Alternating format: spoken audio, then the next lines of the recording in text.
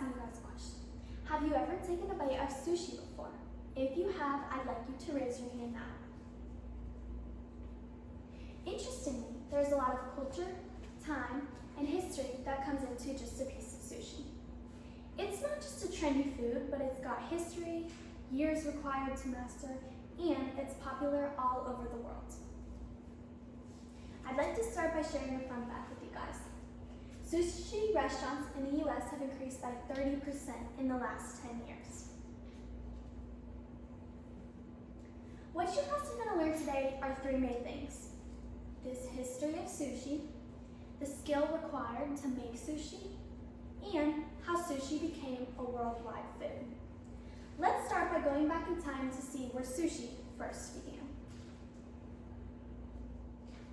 Sushi actually didn't begin in Japan, but it started in Southeast Asia as a way for the locals to preserve the fish.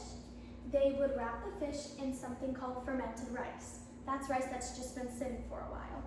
But they would wrap the fish in rice to keep it to last longer. And that's also known as a nigiri roll today. When sushi went to Japan though, it started to evolve. In the 1800s, the first time they saw sushi in Japan was in Tokyo, also known as Edo at the time, and it turned into a fast food. It was easy on the go, a lot of people learned how to make it. So vendors would sell fish on top of vinegared rice, which is also, like I said earlier, known as nigiri. Eventually, sushi made its way across the globe, and it arrived in the United States in the 1960s. Started in places like Los Angeles, and from there, it became known worldwide. It rapidly expanded because a lot of people were interested in trying it. Now that we know how sushi started, let's take a look about how it was made. Becoming a sous chef is not easy. It takes years of practice, sometimes even up into a decade. That's 10 years.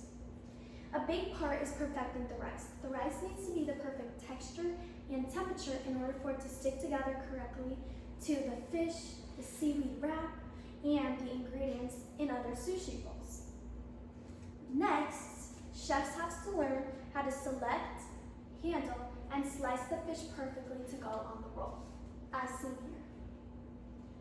Slicing fish is an art. A lot of people think it's easy to just cut through super quick, but if you have too much, people can get sick. If you have too little, you don't produce a quality product. So they have to spend time learning how to do it right. There are also different types of sushi rolls, including maki rolls, nigiri, and sashimi. Each style has a different form of the way the fish is cut, so they have to learn multiple things. So, now that we know how much time goes into making sushi, let's look at how it became so popular over the world.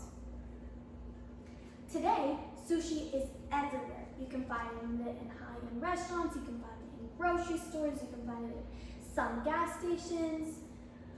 In countries like the United States, sushi has been adapted to fit the locals' taste. For example, in Los Angeles, they came up with a roll called the California roll. It doesn't use raw fish, which was very common in the start of sushi rolls in Japan and Southeast Asia. But now in the United States, the locals didn't want raw fish in their sushi, so they now use Indonesian crab. But with popularity comes responsibility.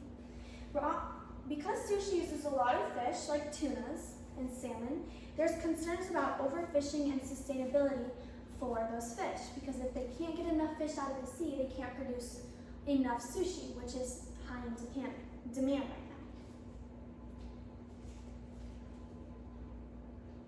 now. Remember this about sushi. It started with preserving fish. It takes multiple skills and levels of training in order to complete, and it is now a global trend with impact. People like to use it to celebrate at restaurants, they like to go out to dinner.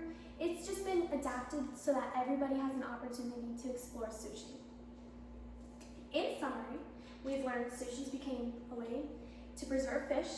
It takes years and skills of training to become a sous chef, and it is now a global food with cultural adaptations. So the next time you think about eating sushi or find yourself eating a piece of sushi, I want you to think about the history, the craft, and the culture behind each bite. It's become more than a food. It is now a story that you are able to share. It's a story that has become known. So, it's a story you can taste. Thank you.